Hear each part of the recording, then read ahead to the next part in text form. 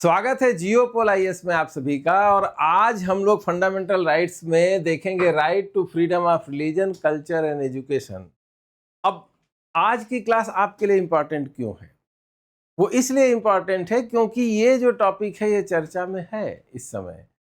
क्योंकि बहुत सारे लोग आपको दिखते होंगे सोशल मीडिया पे जो इस बात की मांग करते होंगे कि हमारे प्रीएम्बल से सेकुलर शब्द को हटा देना चाहिए, पंथ निरपेक्ष शब्द को हटा देना चाहिए। तो आज की क्लास को देखने के बाद आपको ये बात भी समझ में आएगी कि इस शब्द को लेकर हमारे सुप्रीम कोर्ट का क्या विचार है और इस शब्द के प्रियम्बल में रहने या न रहने से क्या कोई फर्क पड़ता है, और धर्म की स्वतंत्रता को लेकर हमारे संविधान निर्माताओं की क्या सोच थी और आज की कंडीशन में कितनी धर्म की स्वतंत्रता बची हुई है, और कोई पंथ निरपेक्ष राष्ट्र होता है तो उसकी क्या क्या खासियत होती है, और क्या पंथ निरपेक्ष राष्ट्र की सारी खासियत हमारे कॉन्स्टिट्यूशन में दी हुई है।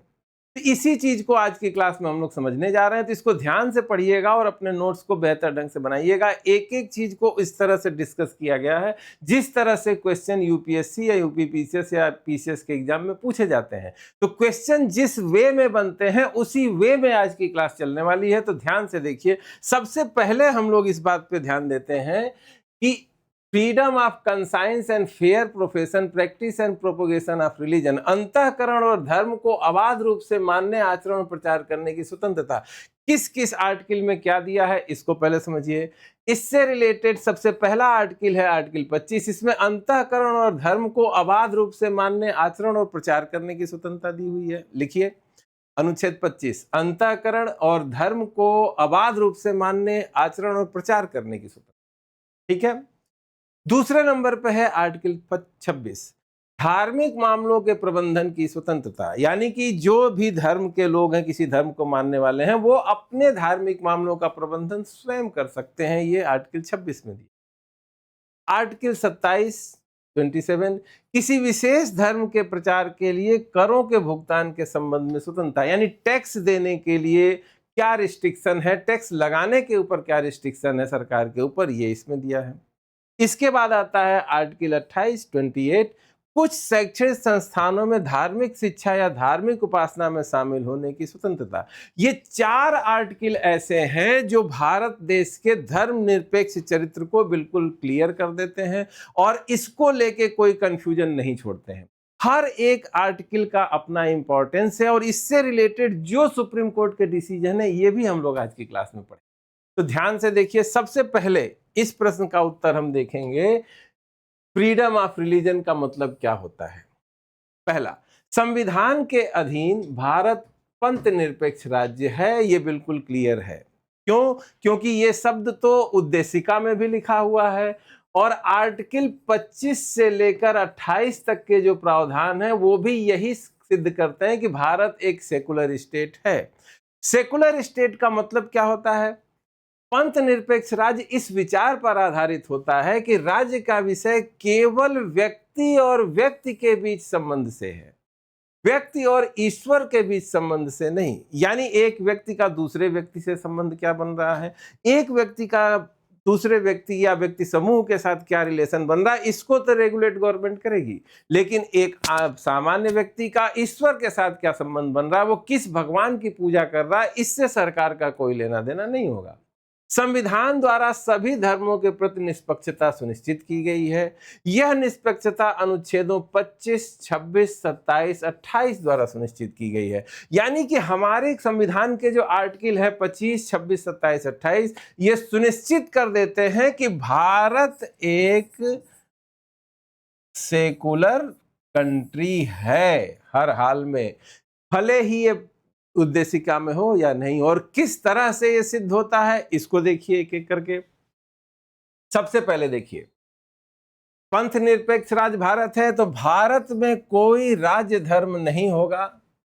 पहला इसका ट्रुथ है कि भारत का कोई राज्य धर्म नहीं है। जैसे पाकिस्तान का राज्य धर्म है इस्लाम, ईरान का राज्य धर्म है इस्लाम, तो बहुत सारे ऐसे देश हैं जहां पर किसी न किसी रिलीजन को स्टेट रिलीजन बनाया गया है, लेकिन भारत में किसी भी रिलीजन को स्टेट रिलीजन नहीं बनाया गया है। और राज्य नहीं धर्म, कोई भी धर्म जो है भारत का राज्य धर्म नहीं है। इसका मतलब क्या होता है? इसका मतलब होता है, पहला, राज्य किसी नागरिक को किसी विशिष्ट धर्म या धार्मिक संस्था की अभिवृद्धि के लिए कर देने के लिए बाध्य नहीं करेगा। ये दिया हुआ है आर्टिकल 27 में। यानी कि हमारे यहाँ भारत में किसी धर्म विशेष को कोई चीज देनी है, कोई अनुदान देना है, इसके लिए कोई विशेष कर जो है लोगों से नहीं लगाया जाएगा। यानी ऐसा कोई टैक्स नहीं लगाया जाएगा जिसका यूज किसी विशेष धर्म के यूज के लिए हो। अगर राज्य धर्म नहीं है भारत में कोई, तो इसका मतलब है कि किसी धर्म के उत्थान के लिए कोई टैक्स जो है भारत सरकार किसी के ऊपर नहीं लगा सकती है। और ये सुनिश्चित हुआ है अनुच्छेद 27 में। अगली चीज, पूर्णतः राज्य से वित्त पोषित किसी शिक्षा संस्था में कोई धार्मिक शिक्षा नहीं दी जाएगी। ये दिया हुआ है अनुच्छेद 28(1) में। यानी कि चूंकि भारत का कोई राज्य धर्म नहीं है, इसीलिए धर्म की कोई शिक्षा भी नहीं दी जाएगी। किसी भी सरकारी विद्यालय में कोई धार्मिक शिक्षा नहीं दी जाएगी। ये इसका दूसरा लक्षण है। तीसरा, राज्य से मान्यता प्राप्त या सहायता पाने वाली अन्य शिक्षा संस्थाओं में धार्मिक शिक्षा दी जा सकेगी, परंतु व्यक्ति या उसके संरक्षक की सहमति से ही ऐसा हो सकेगा। यानी कि जो गवर्नमेंट इंस्टीट्यूशन है वहां पर तो धार्मिक शिक्षा बिल्कुल होगी ही नहीं। लेकिन अगर कोई ऐसी संस्था है जो प्राइवेट है या सरकार से सहायता प्राप्त है, किसी ट्रस्ट द्वारा चल रही है, तो वहां पर धार्मिक शिक्षा दी जा सकती है। लेकिन उस धार्मिक शिक्षा की क्लास में बैठना है, भाग लेना है, नहीं भाग लेना है, वो स्टूडेंट या उसका गार्जियन ही डिसाइड करेगा। उसके ऊपर किसी भी तरह का दबाव डाल के किसी धार्मिक शिक्षा में उसको शामिल करने के लिए मजबूर नहीं किया जाएगा। तो भारत का कोई राज्य धर्म नहीं है। ये इन 3 चीजों से स्पष्ट हो जाता है। पहला आर्टिकल है 27, यानी किसी विशेष धर्म के लिए कोई टैक्स नहीं लगेगा। अगला है 28(1), किसी भी सरकारी संस्था में किसी भी तरह की धार्मिक शिक्षा नहीं दी जाएगी। अगर कोई संस्था है जो किसी ट्रस्ट द्वारा संचालित है या सरकार से सहायता प्राप्त है, तो वहां पर धार्मिक शिक्षा दी जा सकती है, लेकिन व्यक्ति की सहमति से ही या स्टूडेंट या छात्र की जो गार्जियन है उनकी सहमति से ही उसमें वो शामिल होगा। अगर वो अपनी सहमति नहीं देता है तो उस शिक्षा की क्लास में शामिल होने के लिए किसी को मजबूर नहीं किया जाएगा। जैसे पाकिस्तान में अगर इस्लाम है राज्य धर्म, तो वहां पर इस्लाम की अभिवृद्धि के लिए टैक्स लगाया जा सकता है। वहां पर सरकारी शिक्षण संस्थाओं में इस्लाम की शिक्षा दी जा सकती है। वहां पर चाहे आपकी इच्छा हो या नहीं हो, इस्लाम की धार्मिक शिक्षा लेना जरूरी बनाया जा सकता है सबके लिए। ये सारी चीजें भारत में नहीं हो सकती हैं, इसीलिए स्पष्ट होता है कि भारत का कोई राज्य धर्म नहीं है। ठीक है, अगले टॉपिक पे आइए। अगली चीज क्या है? दूसरा, प्रत्येक व्यक्ति को अंतःकरण की स्वतंत्रता और अपने धर्म को मानने प्रचार करने की स्वतंत्रता दी गई है। यानी कि हमारे यहाँ कोई भी व्यक्ति अपनी मर्जी से कोई भी धर्म अपना सकता है, उसके ऊपर किसी भी तरह का प्रेशर नहीं होगा। ये चीज बिल्कुल क्लियर कर दी गई है। और ये कैसे किया गया है? लोक व्यवस्था, सदाचार, स्वास्थ्य के हित में राज्य द्वारा लगाए गए प्रतिबंधों के अधीन है। अनुच्छेद 25 में कहा गया है कि लोक व्यवस्था, सदाचार, स्वास्थ्य के हित में राज्य द्वारा कुछ प्रतिबंध धर्म की स्वतंत्रता पर लगाया जा सकता है, लेकिन इन प्रतिबंधों के अलावा और कोई प्रतिबंध किसी भी व्यक्ति के ऊपर कोई भी धर्म मानने पर नहीं होगा। जो व्यक्ति की इच्छा है, अपनी इच्छा से, अपने अंतःकरण से वो कोई भी धर्म अपना सकता है। राज्य द्वारा बनाए गए ऐसे नियमों के अधीन है जो क्रियाकलाप धार्मिक प्रथाओं में आते हैं, परंतु अंतःकरण की स्वतंत्रता में नहीं आते। यानी कि कुछ धार्मिक क्रियाकलाप ऐसे हैं जिनके ऊपर सरकार लोकहित में प्रतिबंध लगा सकती है, अगर वो इसेंशियल पार्ट्स नहीं है धर्म का। इसलिए 25(2)(a) में कहा गया है कि आपको अपना धर्म मानने की स्वतंत्रता है, लेकिन अगर कोई धार्मिक प्रथा है जो समाज के लिए बेहतर नहीं है, सदाचार के हित में है, बहुत ज्यादा विभत्स है, बहुत ज्यादा हिंसा से प्रेरित है, समाज पे जिसका गलत प्रभाव पड़ रहा है, तो ऐसे चीजों पे हम प्रतिबंध लगाएगा स्टेट, लेकिन इसके अलावा आप जो है कोई भी धर्म अपना सकते हैं। तीसरा, सामाजिक सुधार की हिंदुओं की धार्मिक संस्थाओं को हिंदुओं के सभी वर्गों के लिए खोलने के उपायों के अधीन है। यानी कि हिंदू धर्म में जो प्रकारांतर से ऐतिहासिक काल से अलग अलग चीजें जो है चलती रही हैं, अलग अलग ढंग के चीज़ों को क्रिएट किया जाता है, भेदभाव होता है जाति के आधार पे, जन्म स्थान के आधार पे, इनमें अगर सुधार करने के लिए सरकार कोई कदम उठाती है तो उन सुधारों को, सामाजिक सुधार के जो काम है वो किए जाएंगे, इसके बीच में धर्म नहीं आएगा। उपर्युक्त सीमाओं के अधीन रहते हुए भारत में प्रत्येक व्यक्ति को न केवल धार्मिक विश्वास का बल्कि उससे जुड़े आचरण का और अपने विचारों का उपदेश देने का अधिकार है। कहने का मतलब है कि भारत में सभी व्यक्तियों को अपनी इच्छा से कोई भी धर्म अपनाने का अधिकार है, कोई भी धर्म अपना सकते हैं। इसके ऊपर प्रतिबंध सिर्फ 3 तरह के हैं। पहला है स्वास्थ्य, लोक व्यवस्था, सदाचार, स्वास्थ्य के हित में सरकार प्रतिबंध लगा सकती है। दूसरा है जो ऐसे क्रियाकलाप हैं जो समाज के लिए हानिकारक हैं, उनको हटाया जा सकता है, सरकार उन पर प्रतिबंध लगा सकती है। तीसरा है कि हिंदुओं की जो सामाजिक सुधार के प्रयास हैं, इसके बीच में भी धर्म नहीं आएगा। इन 3 चीजों के अलावा भारत में हर एक व्यक्ति को अपनी इच्छा से कोई भी धर्म मानने की स्वतंत्रता है। ठीक है, अगले पॉइंट पे चलते हैं।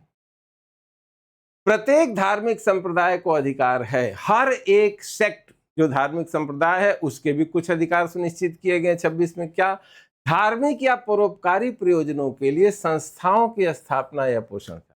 यानी कि अपने धर्म के लिए आप कोई संस्था बना सकते हैं, मठ बना सकते हैं, कोई भी संस्थान स्थापित कर सकते हैं, परोपकार के लिए बहुत से काम कर सकते हैं। अपने धर्म विषय कार्यों का प्रबंधन करने का, यानी कि अपने धर्म से रिलेटेड जितनी कार्य उनका मैनेजमेंट भी आप ही को कर सकते हैं। संपत्ति अर्जन का और स्वामित्व का, यानी हर धर्म को मानने वाला व्यक्ति चाहे तो अपने धार्मिक संस्था के नाम पे कोई संपत्ति भी अर्जित कर सकता है, उनका स्वामित्व भी अपने पास रख सकता है। इस संस्था द्वारा अपने धर्म विषय कार्यों का मैनेजमेंट कर सकता है, इस संस्था द्वारा परोपकार का भी बहुत सारा काम कर सकता है। ऐसी संपत्ति के प्रशासन का, यानी जो संपत्ति धार्मिक संप्रदाय ने ली है उसका प्रशासन वो अपने हिसाब से कर सकता है। यानी कि हम जिस धर्म को मानते हैं उसके प्रचार के लिए, उसको आगे बढ़ाने के लिए कोई भी तरीका अपना सकते हैं, कोई भी मठ बना सकते हैं, कोई भी चैरिटेबल ट्रस्ट बना सकते हैं और इसके द्वारा अपने धर्म का सारा मैनेजमेंट, सारा एडमिनिस्ट्रेशन देख सकते हैं और सारे काम कर सकते हैं, चैरिटेबल काम भी कर सकते हैं। तो ये स्वतंत्रता सुनिश्चित हुई है 26 द्वारा। ठीक है, अब न्यायालय अनुच्छेद 25-26 द्वारा दी गई धार्मिक स्वतंत्रता को और विस्तृत कर दिया है। सर्वोच्च न्यायालय में अलग अलग केस गए हैं, इनके बारे में हम लोग अलग से भी पढ़ेंगे। सबसे पहले देखते हैं कि अभी तक 25-26 का जो पार्ट है हमारे कॉन्स्टिट्यूशन में, इसको लेकर सर्वोच्च न्यायालय का क्या सोचना है। सबसे पहली बात, धर्म का अंग माने जाने वाले कर्मकांड तथा प्रथाएं मानने का अधिकार है। यानी भारत में धर्म को मानने का मतलब यह है कि सुप्रीम कोर्ट ये कहा है कि जो भी कर्मकांड और प्रथाएं हैं ये मानने का अधिकार भी उस धर्म को मानने वाले व्यक्ति का है। यानी किसी भी धर्म का अनुयायी अपने धर्म की सारी प्रथाएं और कर्मकांड भी मानेगा। दूसरा, राज्य उन विषयों में हस्तक्षेप नहीं कर सकते जो सार्वभौम रूप से धार्मिक है। यानी कि इसेंशियली धार्मिक कृत्य जो है इसमें राज्य को हस्तक्षेप नहीं करना चाहिए। न्यायालय को यह निर्णय करने का अधिकार है कि कोई विशिष्ट कर्मकांड धार्मिक पद्धति का सार्वभौम अंग है कि नहीं। यानी कि अगर इस बारे में बहस होगी कि कोई चीज किसी धर्म के लिए इसेंशियल है कि नहीं है, इसका फैसला कौन करेगा? न्यायालय करेगा और वही ये बताएगा कि ये चीज मानना इस धर्म के लिए कंपल्सन है कि नहीं। जैसे सुप्रीम कोर्ट ने सिखों के लिए जो पगड़ी, कड़ा, कच्छा, कृपाण है इसको धर्म का सार्वभौम अंग माना, तो इसको कहा कि जो है इसके कारण से कुछ छूट उनको दी जा सकती है। जैसे हेलमेट पहन के मोटरसाइकिल चलाना सबके लिए कंपलसरी है, लेकिन सिख चूंकि पगड़ी पहनते हैं इसलिए उनको हेलमेट से छूट दी गई है। इसका मतलब है कि धर्म का कौन सी चीज सार्वभौम अंग है ये सारी चीजें डिसाइड करेगी हमारी न्यायालय। क्लियर है? तीनों चीजें देखिए, धर्म के माने जाने, धर्म को मानने का मतलब है उसके कर्मकांड और प्रथाओं को भी मानना। राज्य उस किसी धर्म के इसेंशियल चीजों में हस्तक्षेप नहीं कर सकती है और कौन सी प्रथा, कौन सा कर्मकांड, कौन से रिचुअल्स धर्म का सार्वभौम अंग है इसका फैसला हमारा न्यायालय करेगा।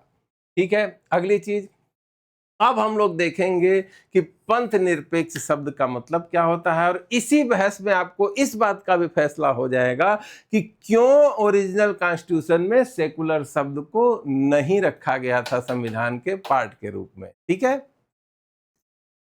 अब इस चीज का भी आंसर हम लोग आज लेकर रहेंगे। सबसे पहले देखिए, पंथ निरपेक्ष शब्द संदिग्धार्थी है, इसके अनेक अर्थ हो सकते हैं, परंतु उच्चतम न्यायालय ने हर भ्रांति को दूर करते हुए घोषित किया है। देखिए, सेकुलर शब्द का पश्चिम में कुछ दूसरा अर्थ निकाला जाता है, वो अर्थ हम अपने समाज में लागू नहीं कर सकते हैं। अभी उस बारे में भी हम लोग डिस्कस करेंगे।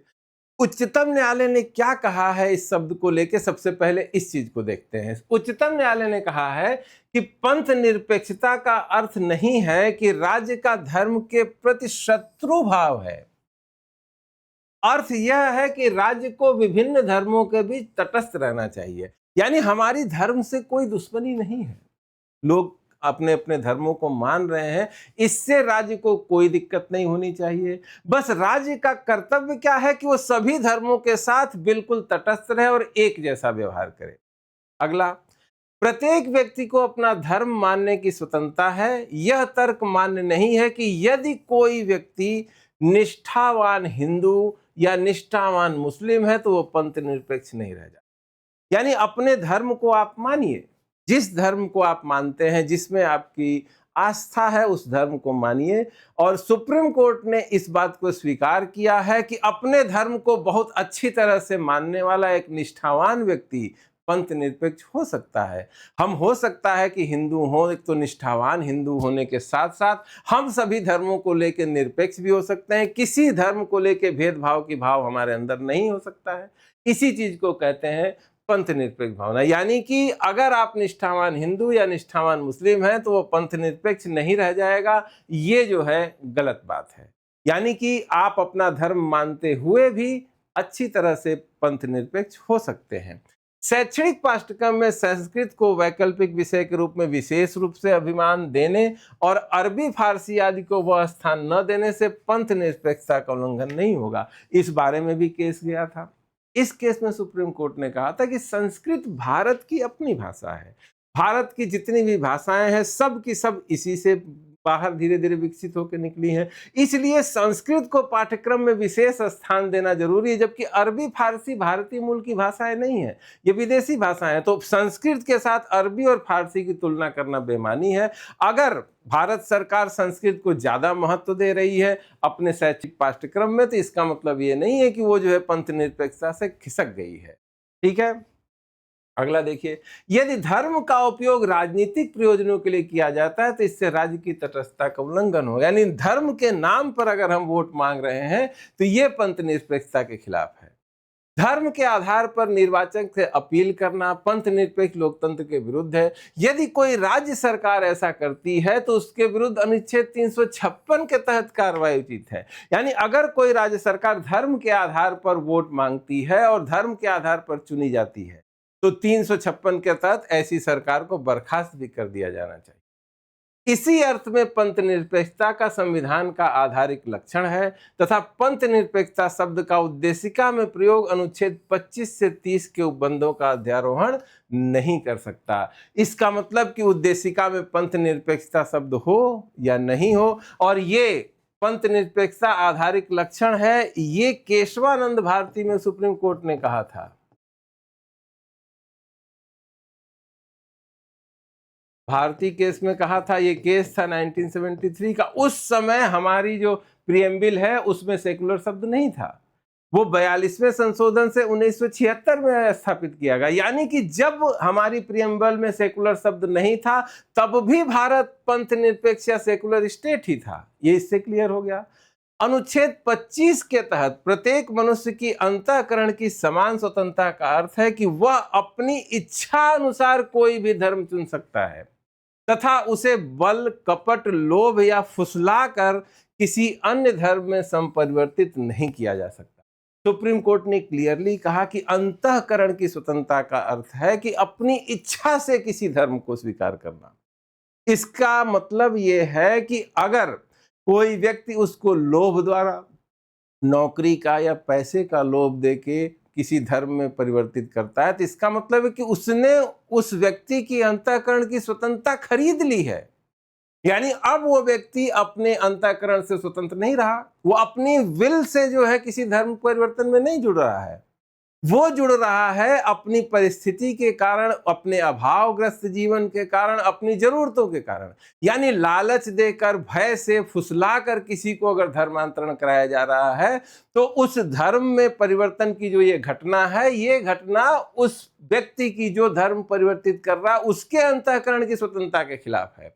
इसीलिए धर्मांतरण का अधिकार जो है मूल अधिकार नहीं है। कुल ले दे के लब्बे लुआब ये है, दो चीजें आप लोग समझिए। सबसे पहला, पंथ निरपेक्ष, या जिसको बोलते हैं सेकुलर। अब ये जो सेकुलर शब्द है वो अब धीरे धीरे बदल कर आजकल कहने लगे हैं लोग सेकुलर आजकल, और ये जो है निगेटिव सेंस में यूज होने लगा। इसका एक रीजन है, इसकी अपनी एक विकास यात्रा है, इसको भी आप लोग देखेंगे तो बहुत अच्छा लगेगा। जैसे 1980 के दशक तक क्या होता था, दो प्रश्न पूछे जाते थे कि तुम राष्ट्रवादी हो, क्या कहेंगे आप? हाँ है, हम राष्ट्रवादी हैं। हर आदमी देशभक्त ही रहेगा अगर ऐसे प्रश्न को पूछा जाएगा तो। दूसरी तरफ ये पूछा जाता था कि तुम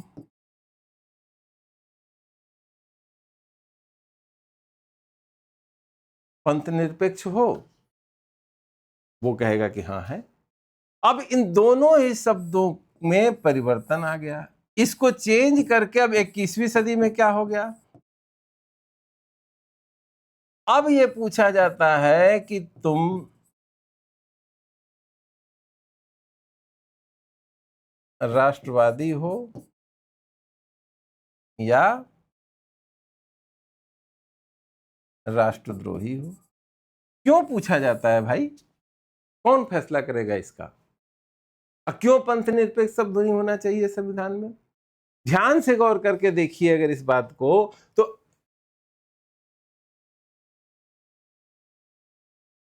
पंथ निरपेक्षता समझने के लिए, पश्चिम का और यहां का मॉडल समझने के लिए एक ट्रायंगल बनाइए। अगर यहां पे आप रखते हैं व्यक्ति को, इस ट्रायंगल पे रखते हैं राज्य को, यहां पे रखते हैं धर्म को, यानी कि यहां पे रखिए इंडिविजुअल को, यहां पे रखिए रिलीजन को, यहां पे रखिए स्टेट को। अब क्लियर सी और बड़ी सामान्य सी बात है, ध्यान देके देखिए। कोई भी सेकुलर स्टेट होगा, इसमें जब व्यक्ति का रिलेशन राज्य से बनेगा, इसमें धर्म की भूमिका नहीं होगी। ठीक है, जब व्यक्ति का रिलेशन किसी धर्म से बनेगा, यानी कि इसमें राज्य की भूमिका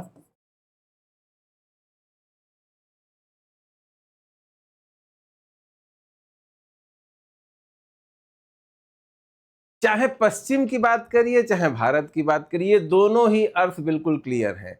यानी कि व्यक्ति का राज्य से संबंध बनेगा तो उससे धर्म का कोई लेना देना नहीं है। जब व्यक्ति का धर्म से संबंध होगा, यानी कौन सा व्यक्ति किस धर्म को मानने वाला है, इससे राज्य की कोई भूमिका नहीं है। यानी आपस में ये चाहे भारत की बात करिए चाहे वहां, जब यही विचार जो है भारत में आयात करने की कोशिश की गई तो हमारे संविधान निर्माता इस बात को जानते थे कि क्या प्रॉब्लम होने वाली है। धर्म भारत के लोगों के जीवन का अभिन्न अंग है, हम उसके बिना नहीं रह सकते। हमारा सोना उठना बैठना चलना सब कुछ धर्म से शासित होता है, हमारा पूरा समाज धर्म से शासित होता है, हमारा पूरा कल्चर धर्म से शासित होता है। तो जिन अर्थों में पश्चिम के लोग जो है धर्मनिरपेक्ष हो सकते हैं, उन अर्थों में हम धर्मनिरपेक्ष नहीं हो सकते। यहीं से परिवर्तन आता है। जब राज्य और धर्म के आपस में संबंध बनते हैं तो यहीं से दो हिस्से हो जाते हैं, पश्चिम की धारणा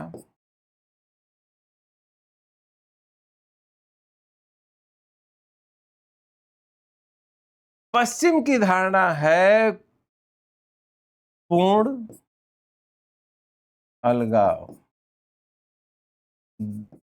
धर्म और राज्य में, यानी दोनों को एक दूसरे से बिल्कुल दूर रहना चाहिए, बिल्कुल अलग रहना चाहिए। ठीक है, भारत में क्या है?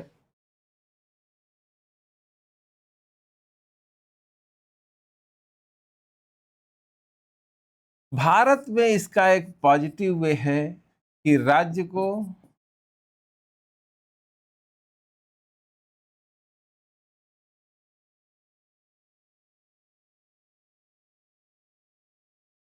सभी धर्मों से समान दूरी, राज्य को सभी धर्मों से समान दूरी बना के रखनी है।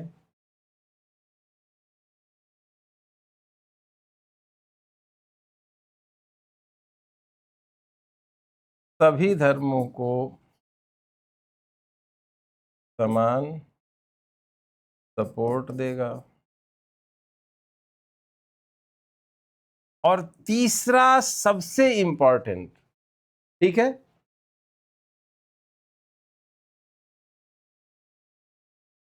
धर्म और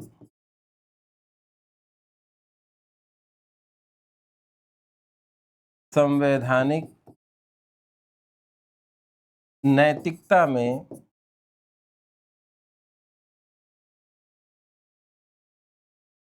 टकराव होने पर धर्म को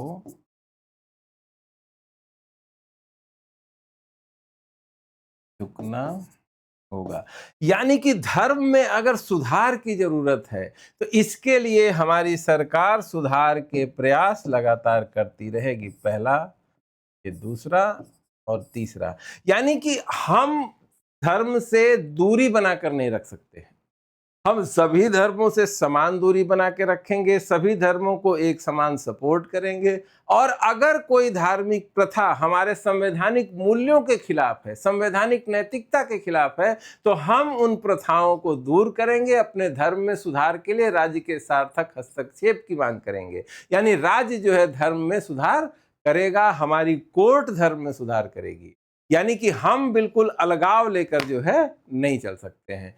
कुल ले दे के मोटा मोटा यही डिफरेंस है। पंथ निरपेक्षता इसीलिए, चूंकि जिस समय हमारा संविधान बन रहा था उस समय ये वाला आइडिया ही पंथ निरपेक्षता को लेकर था, इसीलिए संविधान निर्माताओं ने सेकुलर शब्द को हमारे कॉन्स्टिट्यूशन में यूज नहीं किया था। क्यों?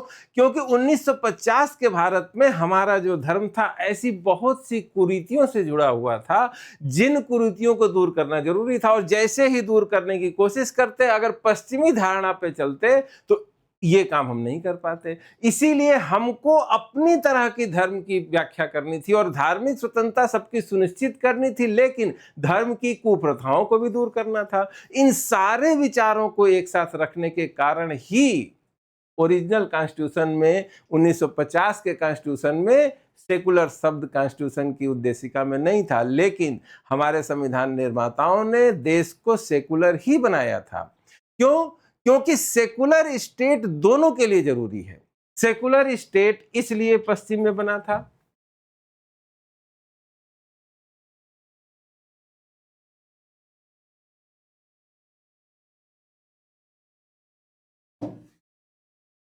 इसका उदय पश्चिम में,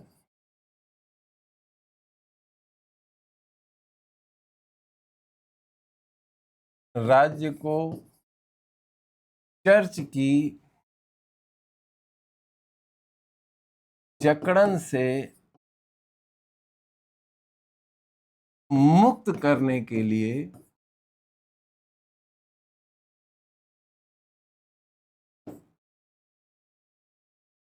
इसीलिए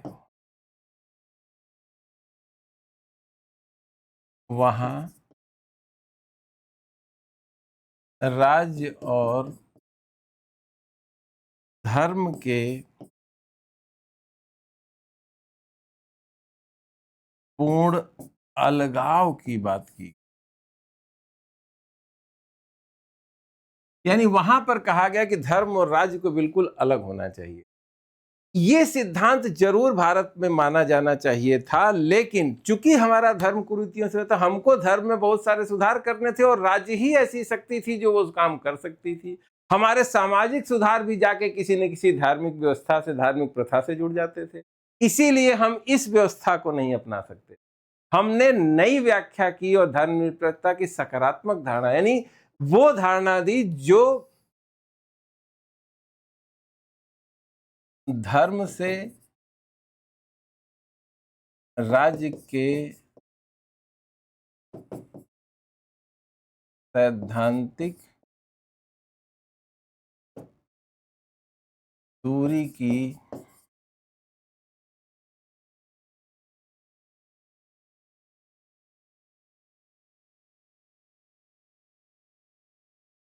यानी कि धर्म से राज्य की सैद्धांतिक दूरी, प्रिंसिपल डिस्टेंस पर आधारित हमारी धर्मनिरपेक्षता है। और धर्मनिरपेक्षता जरूरी इसलिए भी है कि पंथ निरपेक्ष अगर नहीं है तो धर्म जो है राज्य की कार्य को दूषित करता है, राज्य में जो खुद से सुधार होने चाहिए इनको रोकता है। दूसरी तरफ अगर राज्य और धर्म एक दूसरे से जुड़े हुए हैं तो राज्य धर्म सुधारों को भी रोकता है और धर्म को भी ज्यादा कट्टर बनाता है। आप इसके लिए उदाहरण ले सकते हैं, जैसे पाकिस्तान। पाकिस्तान इस्लामिक देश है।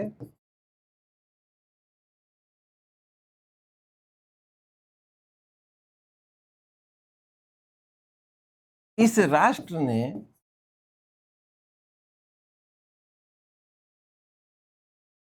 इस्लाम का क्या भला किया है?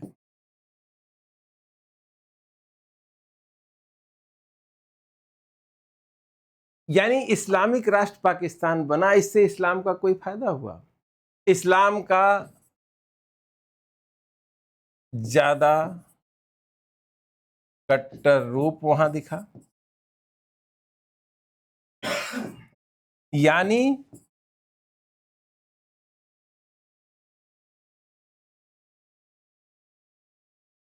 धर्म सुधार पर अंकुश लग गया।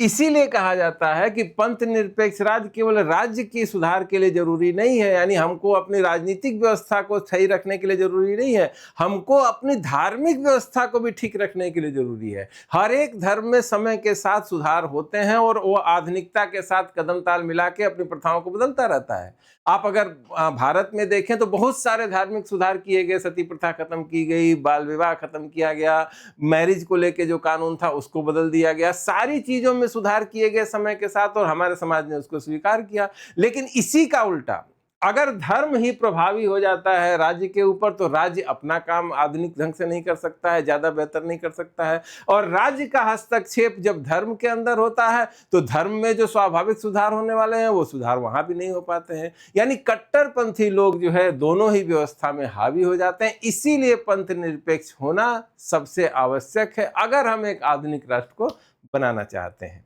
ठीक है, अब हम लोग देखेंगे कि हमारे सुप्रीम कोर्ट ने क्या क्या केस हैं इंपॉर्टेंट और उसमें क्या क्या कहा है। सबसे पहला केस है स्टेनिस्लास बनाम मध्य प्रदेश राज्य। इस मामले में उच्चतम न्यायालय ने कहा था धर्म के पालन और प्रचार के मौलिक अधिकार में धर्मांतरण का अधिकार शामिल नहीं है। इसको बिल्कुल आप लोग याद रखिएगा। कौन सा केस है? स्टेनिस्लास बनाम मध्य प्रदेश राज्य। प्रचार करने का अधिकार किसी के धर्म के सिद्धांतों की व्यापक व्याख्या और वर्णन करने के, उसके प्रचार प्रसार की अनुमति देता है कि आप अपने धर्म के बारे में लोगों को बताइए, धर्म की अच्छाइयों के बारे में बताइए, अन्य धर्मों से आप कैसे बेटर हैं, ये सारी चीजें बताइए। इसकी अनुमति आपको मिलती है। यह माना गया कि अनुच्छेद 25(1) के प्रावधान प्रत्येक नागरिक पर लागू होते हैं, न कि केवल एक विशेष धर्म पर। 25(1) में अंतःकरण की स्वतंत्रता दी गई है और अंतःकरण की स्वतंत्रता समुदाय के लिए भी है और एक पर्टिकुलर इंडिविजुअल आदमी के लिए भी है। अब एक पर्टिकुलर आदमी अपने अंतःकरण से, अपनी अंतरात्मा से स्वतंत्र है और उसकी स्वतंत्रता आप लालच, भय, पैसे या नौकरी का लालच दे के खरीद ले रहे हैं।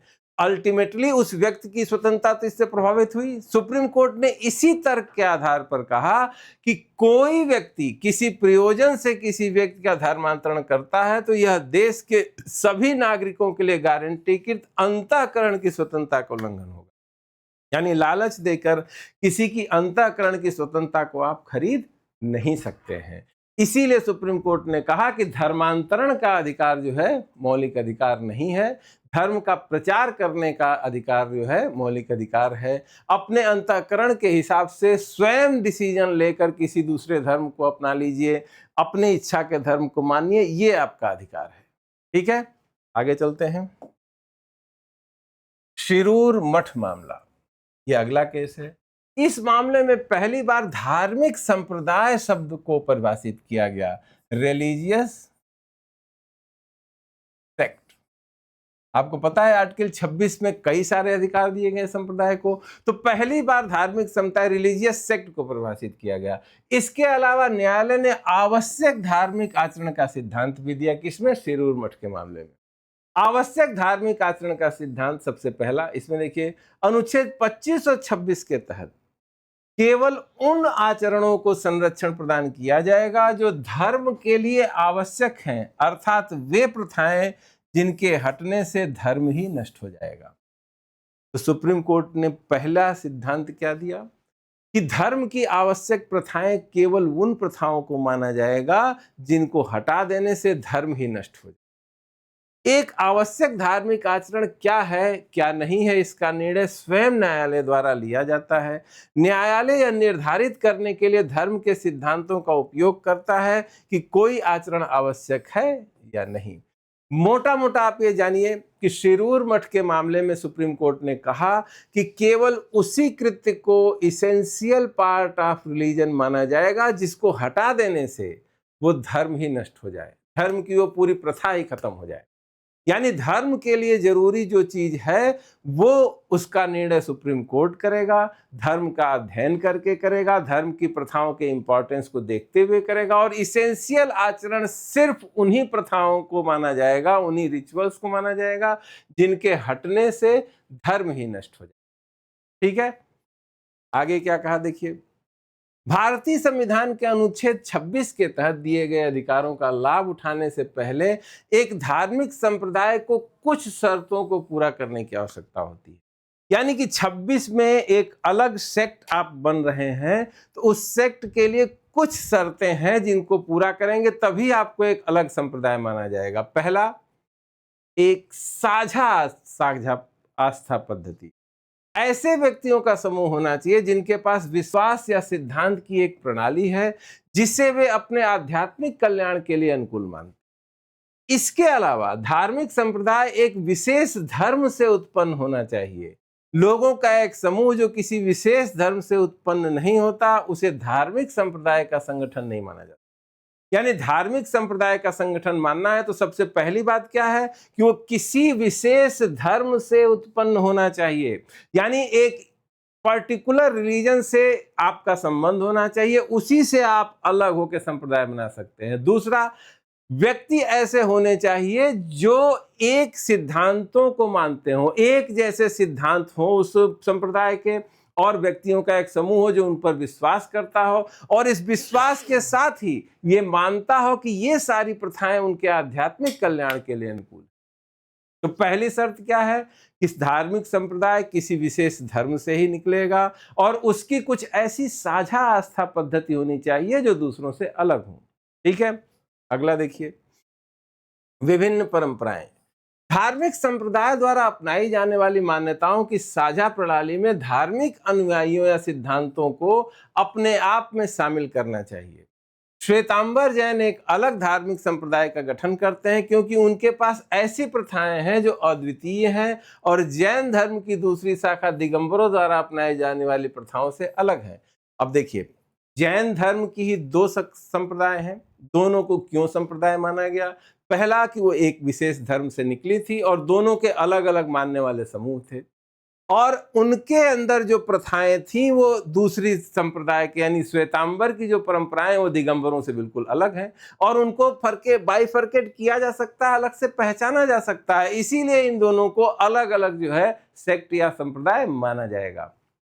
एक विशिष्ट नाम से निर्दिष्ट सामान्य संगठन, संप्रदाय को एक अलग नाम के साथ अपनी पहचान बनानी चाहिए। उदाहरण के लिए रामकृष्ण मिशन इस्कॉन मंदिर का अलग नाम है। इसके अलावा वे एक धर्म के अनुयायी हैं, उनकी कुछ खास परंपराएं हैं। रामकृष्ण मिशन और इस्कॉन मंदिर को अलग संप्रदाय मान सकते हैं, क्यों? क्योंकि ये एक ही धर्म से किसी विशेष धर्म से निकली हैं। इनकी कुछ ऐसी मान्यताएं हैं जो दूसरे संप्रदायों से अलग हैं, इसीलिए इनको कहा जाएगा। और इनका एक विशिष्ट नाम है जो दूसरों से इसको अलग करता है। ठीक है, तो ये किस केस की बात हो रही थी?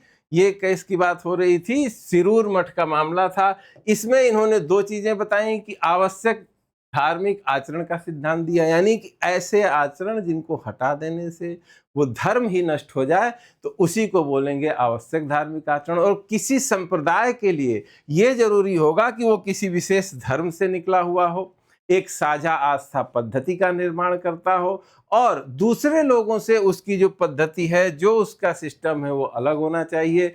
एक अलग तरीका होना चाहिए जो दूसरों से उसको अलग करे। अलग तरह की परंपराएं होनी चाहिए, अलग तरह के उनके मान्यताएं होनी चाहिए और उनका नाम भी अलग होना चाहिए। यानी कि अगर संप्रदाय मानना है तो धर्म से विकसित हो,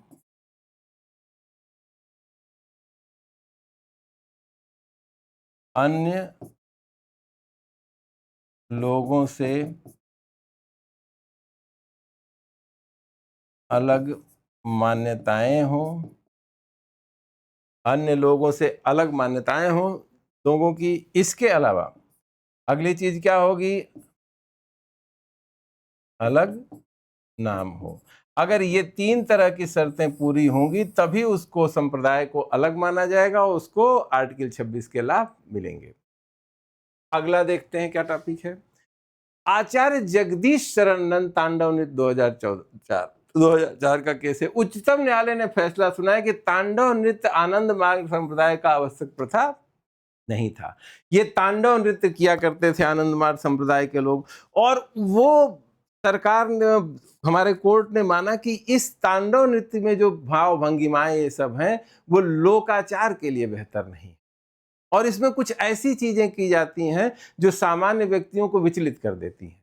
इसीलिए जब ये केस गया, इसके ऊपर रोक लगाई गई, तांडव नृत्य के सार्वजनिक प्रदर्शन पर रोक लगाई गई, तो ये लोग कोर्ट में गए और कहा कि ये हमारे धर्म आनंद मार्ग संप्रदाय है, इसकी आवश्यक प्रथा है, इसेंशियल पार्ट ऑफ रिलीजन है। लेकिन सुप्रीम कोर्ट ने कहा कि तांडव नृत्य जैसी चीज जो है किसी धर्म का इसेंशियल पार्ट नहीं हो सकती है। ये तांडव नृत्य वाला केस। ठीक है, अगला केस था सायरा बानो बनाम भारत संघ 2017। मामले में न्यायालय ने 3 तलाक प्रथा को रद्द कर दिया और इस विचार को खारिज कर दिया कि यह इस्लाम के तहत आवश्यक प्रथा थी। यानी कि 3 तलाक को भी इस्लाम का इसेंशियल पार्ट सुप्रीम कोर्ट ने नहीं माना। कोर्ट ने कहा कि यह कुरान के मूल सिद्धांतों के खिलाफ है और इस तरह शरीयत का उल्लंघन है। आर्टिकल 25 के तहत संवैधानिक संरक्षण की पेशकश इसमें नहीं की जा सकती है। सुप्रीम कोर्ट ने कहा कि अगर आप कुरान का अध्ययन करते हैं तो वहां पर जो चीजें उसमें लिखी हुई हैं वो इससे रिलेटेड है कि महिलाओं को सम्मान मिलना चाहिए और उनकी जरूरतों का ध्यान रखा जाना चाहिए। इसेंस इसी बात का है कुरान में भी। और वो मोहम्मद साहब जो दुनिया में पहली बार स्त्रियों को संपत्ति का अधिकार दे रहे हैं, स्त्रियों के स्वतंत्र अस्तित्व को मान्यता दे रहे हैं, जो इस बात पे पहली बार दुनिया में जोर देने वाले पहले शख्स थे कि बिना किसी स्त्री की मर्जी के उसका निकाह नहीं हो सकता है। वो व्यक्ति जो है इस तरह के विचार को कैसे रख सकता है कि उसका पूरा जीवन ही किसी की मनमर्जी पर शामिल हो? पूरे 25 साल 30 साल का वैवाहिक जीवन किसी एक आदमी ने गुस्से में आकर 3 तलाक बोल दिया वो खत्म हो जाए? ये इस्लाम का इसेंशियल पार्ट नहीं हो सकता। इसी तर्क के आधार पर सायरा बानो बनाम भारत संघ के केस में सुप्रीम कोर्ट ने 3 तलाक को इस्लाम का इसेंशियल पार्ट नहीं माना था और केस को खारिज कर दिया था। आगे चलते हैं। अगला है सबरीमाला का केस। सबरीमाला मंदिर है भगवान अयप्पा का। यहाँ पर क्या चल रहा था देखिए पृष्ठभूमि, सबरीमाला मंदिर में रजस्वला उम्र की युवतियों महिलाओं अर्थात 10 से 50 वर्ष की उम्र की महिलाओं का प्रवेश वर्जित था। वहां पे कहा जाता था कि महिलाओं को उस मंदिर में नहीं जाना चाहिए, भगवान अयप्पा जो है मतलब नाराज हो जाएंगे, उनकी मनाही है। इस सेक्ट के लोग यही सिद्धांत लेके चल रहे थे। महिलाओं ने इसका विरोध किया और उन्होंने कहा कि हमको भी वहां पे जाने का अधिकार मिलना चाहिए। इस केस में जो प्रमुख सवाल थे वो थे, क्या सबरीमाला मंदिर में मासिक धर्म वाली महिलाओं के प्रवेश पर प्रतिबंध समानता के अधिकार अनुच्छेद 14, भेदभाव के खिलाफ अधिकार अनुच्छेद 15 और अस्पृश्यता के उन्मूलन अनुच्छेद 17 का उल्लंघन करता है। यानी प्रश्न ये था कि भारत के संविधान ने अगर सबको एक समान माना है और लिंग के आधार पर भेदभाव को वर्जित किया है, तो किस तरह से केवल महिलाओं को इस मंदिर में जाने से रोका जाएगा? क्या भगवान अयप्पा के भक्त एक अलग धार्मिक संप्रदाय हैं? तीसरा, क्या अनुच्छेद 25 के तहत महिलाओं का बहिष्कार एक आवश्यक धार्मिक प्रथा है? तो तीन प्रश्न सुप्रीम कोर्ट के सामने थे कि महिलाओं का इस मंदिर में न जाना क्या अनुच्छेद 15, 14 और 17 का उल्लंघन है? इसके अलावा क्या भगवान अयप्पा के जो भक्त हैं, अयप्पन हैं, वो जो है अलग धार्मिक संप्रदाय है, अलग रिलीजियस सेक्ट का निर्माण करते हैं? तीसरा ये था कि क्या महिलाओं को वहां जाने से रोकना आवश्यक धार्मिक प्रथा है? महिलाएं वहां चली जाएंगी तो क्या धर्म ही नष्ट हो जाएगा? इन सब का उत्तर जो है सुप्रीम कोर्ट ने दिया और क्या निर्णय दिया? निषेध को हटा दिया गया और सबरीमाला मंदिर को 10 से 50 आयु वर्ग की महिलाओं के लिए खोल दिया गया। यानी कि सुप्रीम कोर्ट ने कहा कि महिलाओं को वहां पर जाके पूजा पाठ करने का अधिकार है। इसके पीछे तर्क क्या दिया? सबरीमाला में महिलाओं के बहिष्कार ने महिलाओं के मौलिक अधिकारों का उल्लंघन किया। विशेष रूप से अनुच्छेद 15 के प्रावधानों के अनुसार भेदभावपूर्ण था। क्यों?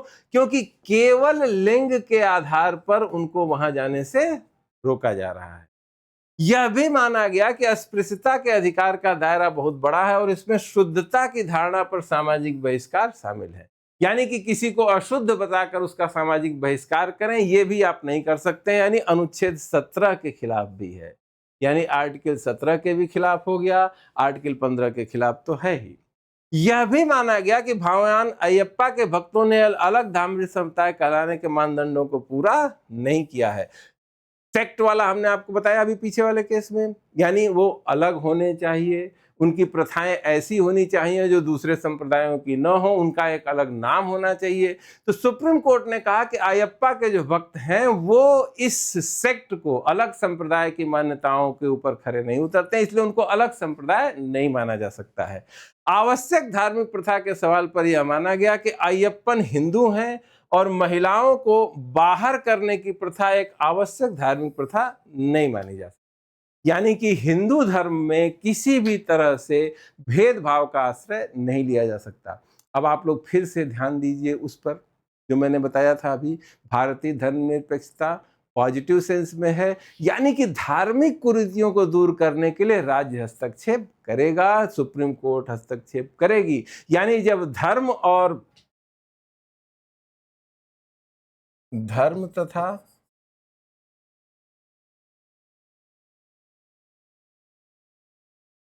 संवैधानिक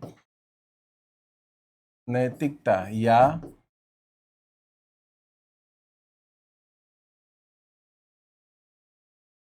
संवैधानिक मूल्यों के बीच संघर्ष होगा तो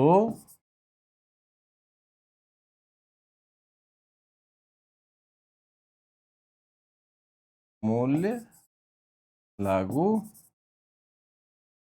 होंगे। और यही जो है ये है धर्म से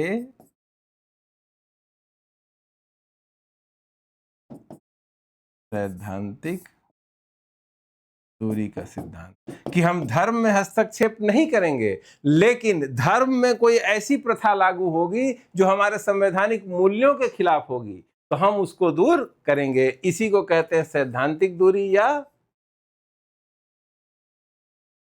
प्रिंसिपल्ड डिस्टेंस का सिद्धांत। तो हम प्रिंसिपल डिस्टेंस बना के रखेंगे, हम उन्हीं जगहों पर दूरी बनाए रखेंगे, धर्म में वहीं तक हस्तक्षेप नहीं करेंगे जब तक वो हमारे संविधान द्वारा लागू किए गए अलग अलग मूल्यों को लागू करने में सक्सेस होता है।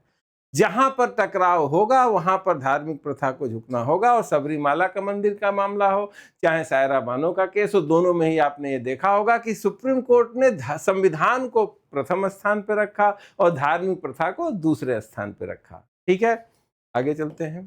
तो आज हम लोगों ने अपनी क्लास में देखा धर्म की स्वतंत्रता का अधिकार, पंथ निरपेक्षता, इन सब चीजों को। और कल की क्लास में हम लोग देखेंगे धर्म, संस्कृति का अधिकार, शिक्षा का अधिकार और संवैधानिक उपचारों का अधिकार। तो हमारे चैनल से जुड़े रहिए। तब तक के लिए थैंक यू।